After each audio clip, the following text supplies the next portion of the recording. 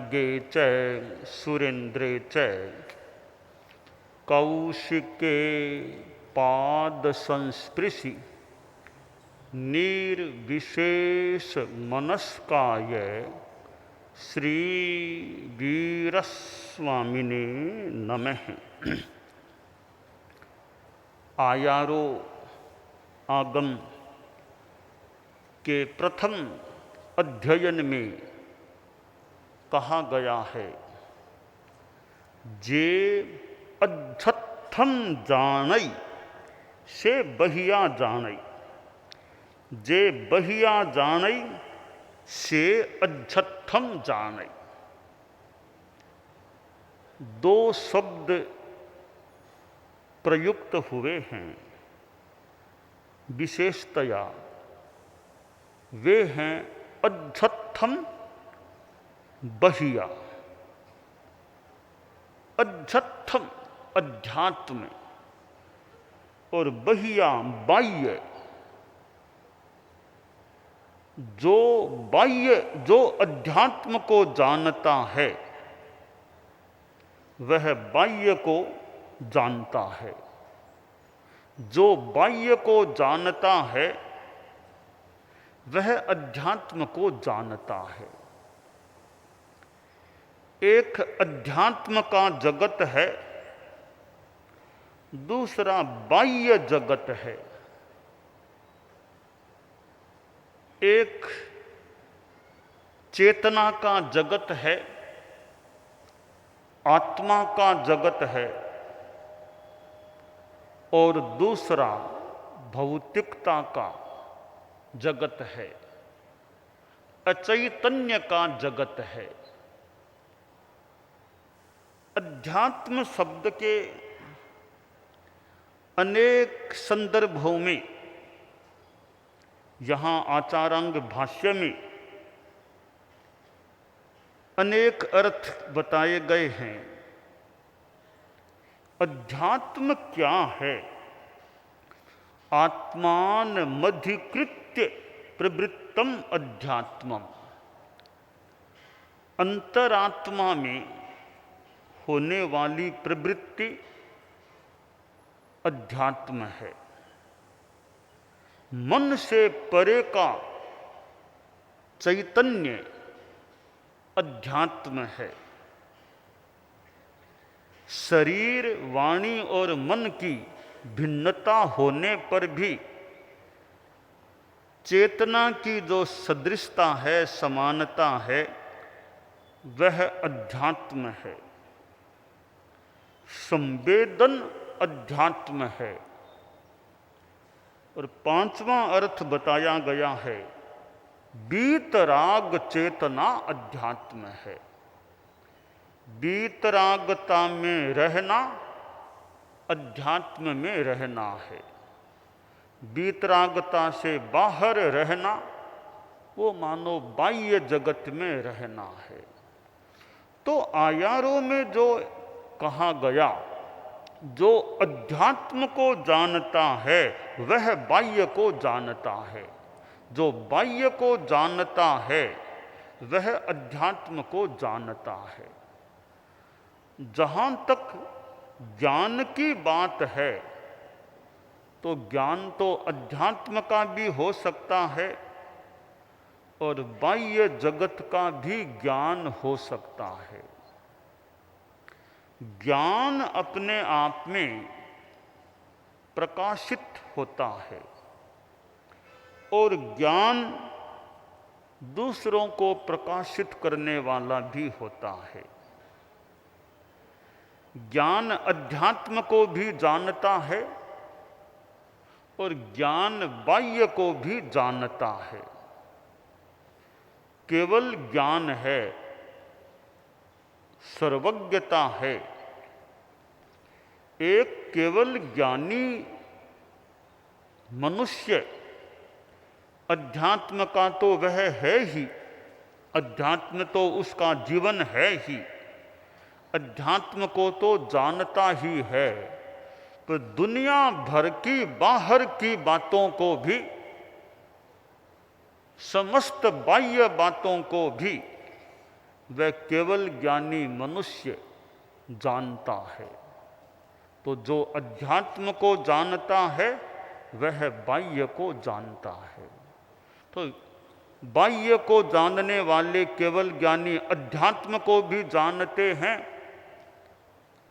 और अध्यात्म को जानने वाले केवल ज्ञानी बाह्य को भी जानते हैं। ज्ञान अपने आप में एक पवित्र तत्व है।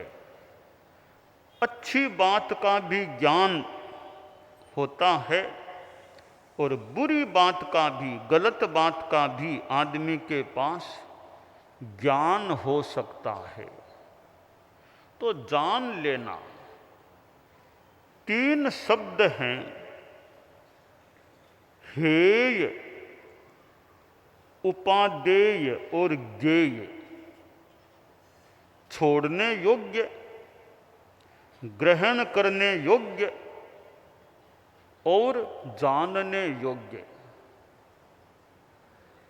पुरानी भाषा में छांडवा जोग, आदरवा जोग, जानवा जोग, ये शब्द थे। छांडवा जोग छोड़ने लायक, आदरवा जोग लेने ग्रहण करने लायक, जानवा जोग जानने के योग्य।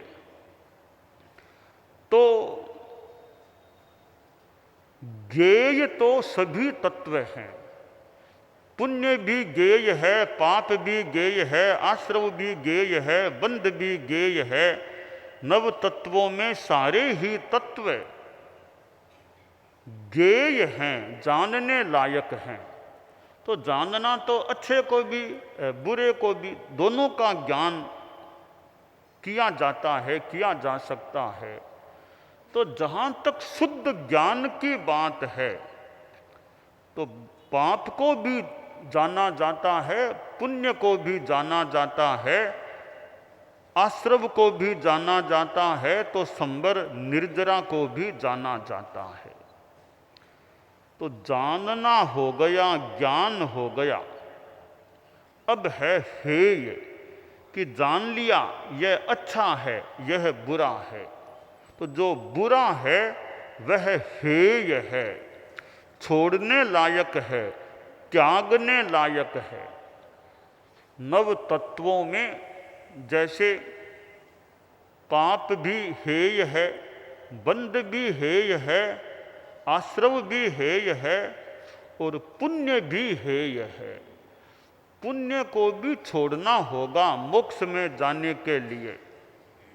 वैसे पुण्य का अध्यात्म जगत में कोई ज़्यादा महत्व भी नहीं है।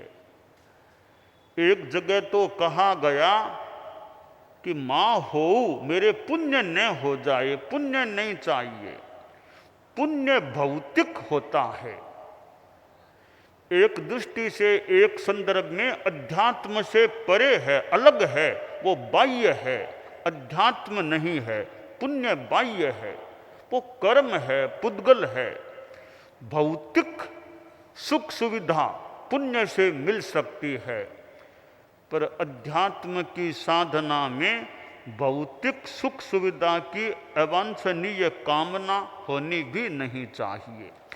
आयारों में जो कहा गया है, जे अध्यत्थम जानई से बहिया जानई, जे बहिया जानई से अध्यत्थम जानई।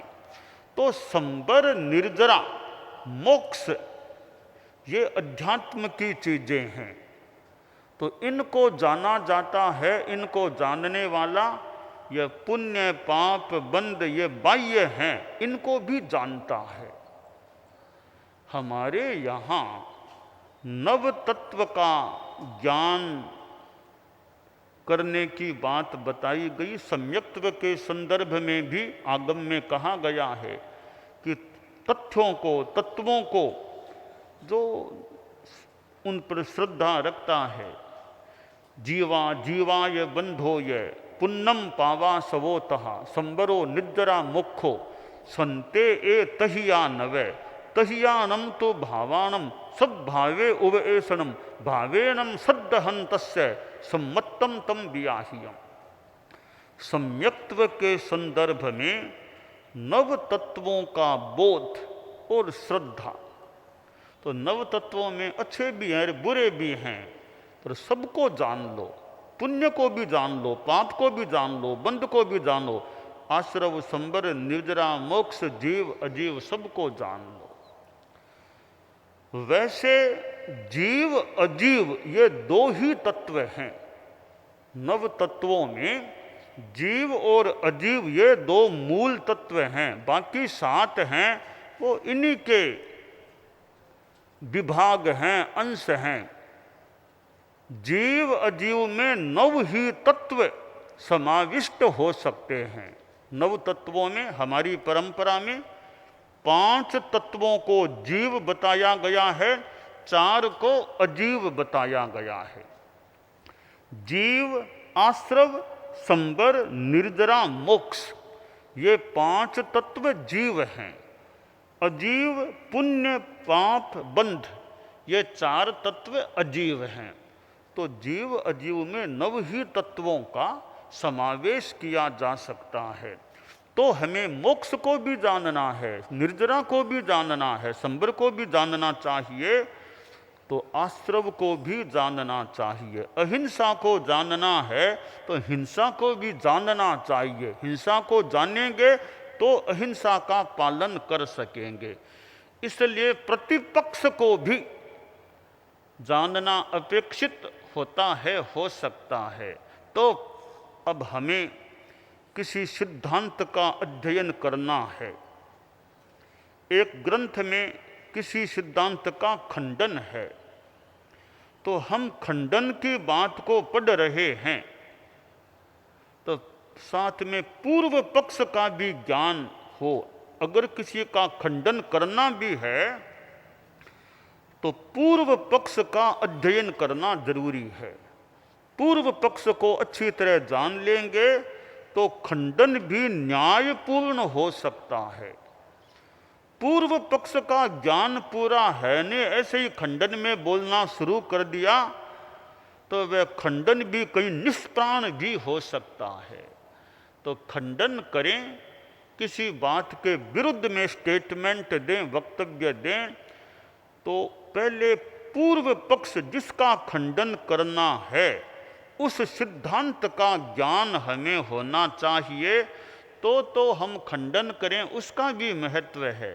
बिना पूर्व पक्ष को जाने ऐसे ही खंडन में बोल देना, वह पूर्व पक्ष के साथ भी अन्याय हो सकता है, श्रोताओं के साथ भी अन्याय हो सकता है। इसलिए प्रतिपक्ष को भी जान लेना अपेक्षित होता है। क्षमा को जानना है तो गुस्से को भी जान लें, मार्दव को जानना है तो अहंकार को भी जान लें।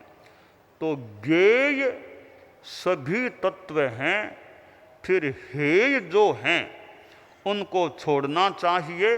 तो नव तत्वों में ये पुण्य, पाप, बंध, आश्रव ये हेय हैं, इनको छोड़ने की दिशा में आगे बढ़ें। और संबर, निर्जरा उपादेय हैं, इनको आत्मसात करें, फिर कभी मोक्ष को भी आत्मसात करें।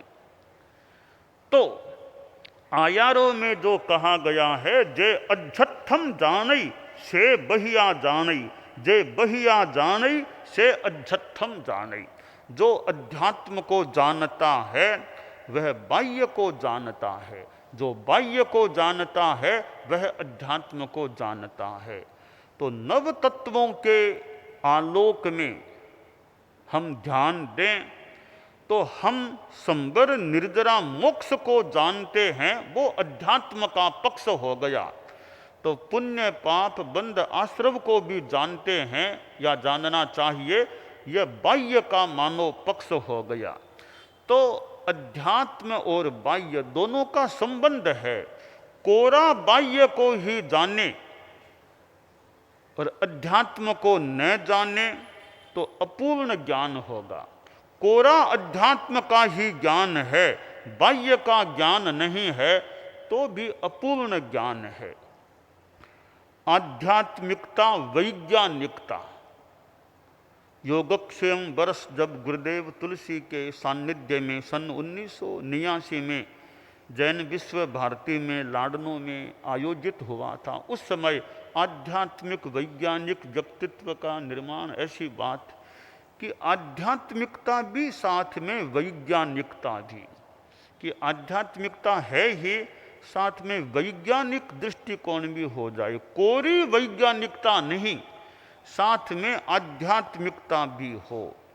तो कोरा आध्यात्मिक मान लो ज्ञान है, ऐसा वैज्ञानिक नहीं है, तो कहीं कोई प्रस्तुतिकरण में कहीं कोई अपूर्णता किसी संदर्भ में रहे तो रह जाए, क्योंकि कोरी अध्यात्म की बात बता दी, साथ में विज्ञान संबंधी कोई प्रश्न करेगा तो वो हम उत्तर अगर नहीं दे पाएंगे, उसको सिद्ध नहीं कर पाएंगे अपनी बात को, थोड़ी कठिनाई प्रबुद्ध जनता में, वैज्ञानिकों में हो सकती है। तो अध्यात्म और विज्ञान का यथा योग्य समन्वय भी किया जा सकता है। तो विज्ञान भले आत्मा मोक्ष की तरफ इतना प्रगति न भी कर सका हो, उसका अपना मैटर या पुद्गल पदार्थों का जो जगत है हम उसको बाह्य मान लें, और ये अध्यात्म आत्मा की, परमात्मा की, ये मोक्ष की बातें हैं, इनको हम अध्यात्म मान लें। तो अध्यात्म को भी जान लेना और यथा योग्य विज्ञान को या बाह्य को भी जान लेना, तो परिपूर्णता के लिए आवश्यक है कि अध्यात्म का भी ज्ञान हो और भौतिकता बाह्य का भी ज्ञान जानकारी हो। आचार्य भिक्षु को हम देखें, उनके दृष्टांतों में और में मतलब उनको बाह्य ये बातों का भी लगता है ज्ञान था, इधर शास्त्रों का ज्ञान इतना था। तो अध्यात्म और बाह्य, तो आयारों में जो कहा गया, जे अध्यत्थम जानई से बहिया जानई, जे बहिया जानई से अध्यत्थम जानई। अध्यात्म को गहराई से पकड़ना है तो साथ में बाह्य का भी ज्ञान होगा या होना चाहिए, और बाह्य में केवल जाएंगे तो साथ में अध्यात्म का भी ज्ञान हो जाए। आचार्य श्री महाप्रज्ञ जी की संभवतः जो पुस्तक भी, रहो भीतर जियो बाहर, यह रहो भीतर यह अध्यात्म हो गया, जियो बाहर यह बाह्य हो गया। कि जीवन हमें जीना है तो रहो भीतर, अध्यात्म में रहो, आत्मा में रहो, साधना के भावों में रहो, पर जियो बाहर, बाह्य जगत में भी जीना होगा। कितनों से बात करनी होती है, कितनी चीज़ों को जानना होता है, देश विदेश की बातें भी कई बार जाननी जाती है, वो मान लो बाह्य है। तो रहो भीतर जियो बाहर, क्योंकि बाहर में भोजन भी करना है, पानी भी पीना है, तो सब बाहर में भी रहना है, जीना है, परंतु रहो भीतर।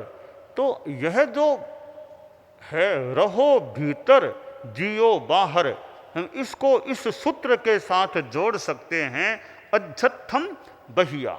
यह रहो भीतर है, यह अध्यत्थम की बात हम मान लें, और जियो बाहर की बहिया जो है वो जियो बाहर से जुड़ी हुई बात हो सकती है।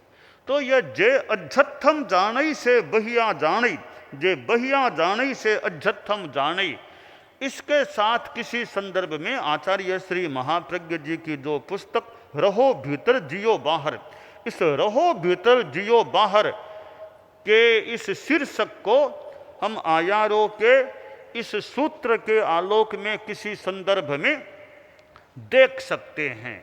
तो बात का सारांश यह है, हम अध्यात्म की साधना करें, और बाहर को भी जानना होता है, कुछ बाहर को जानने से अध्यात्म की बात और स्पष्ट हो सकती है। तो अध्यात्म और बाहर इन दोनों का यथा योग्य यथोचित रूप में समन्वय करके चलना कहीं हितप्रद हो सकता है, और ज्ञान भी काफ़ी परिपूर्णता वाला और विकसित ज्ञान भी हो सकता है।